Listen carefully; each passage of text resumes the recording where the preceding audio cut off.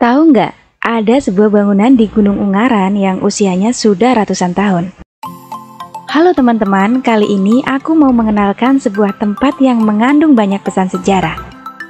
Jadi kali ini kita bakal ngadem sekaligus menikmati jejak sejarah Kerajaan Mataram kuno pada masa Dinasti Sanjaya.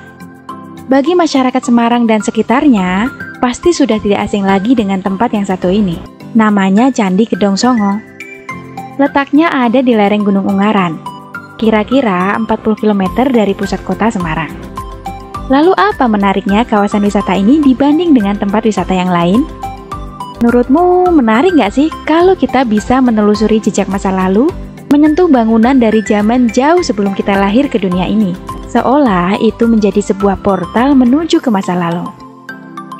Mempelajari sejarah juga menjadi upaya kita untuk menghargai asal-usul kita. Karena apa yang terjadi di masa ini adalah hasil serangkaian hal yang terjadi di masa lalu. Meski namanya Candi Gedong Songo, tapi saat ini jumlahnya hanya ada 5 buah candi. Kabarnya faktor usia menyebabkan beberapa candi rusak dan hanya tersisa reruntuhannya saja.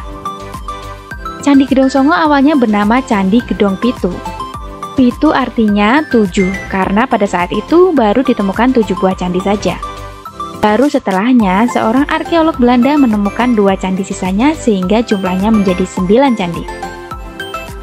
Sayangnya, karena faktor usia menyebabkan beberapa candi rusak dan hanya tersisa 5. Banyak literasi yang mengatakan bahwa candi ini ditemukan oleh Raffles pada tahun 1804. Meski begitu, ada juga literasi lain yang berkata candi ini sudah ditemukan lebih dulu oleh Loten pada 1740.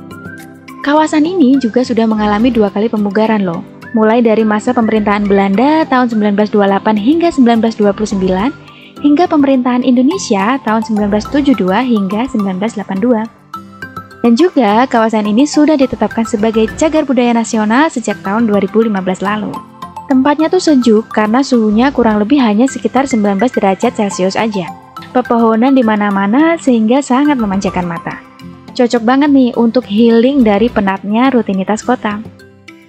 Candinya sendiri ada di lokasi dan ketinggian yang berbeda-beda ya.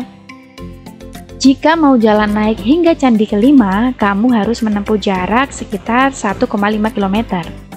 Sedikit melelahkan bagi pemula yang jarang ke gunung, tapi semua itu terbayar dengan pemandangan alam yang indah. Di sana ada juga tempat pemandian air panas, camping ground, serta penginapan. Kamu bisa healing, hiking, hunting foto, lihat sunrise, hingga belajar sejarah. Menarik nggak?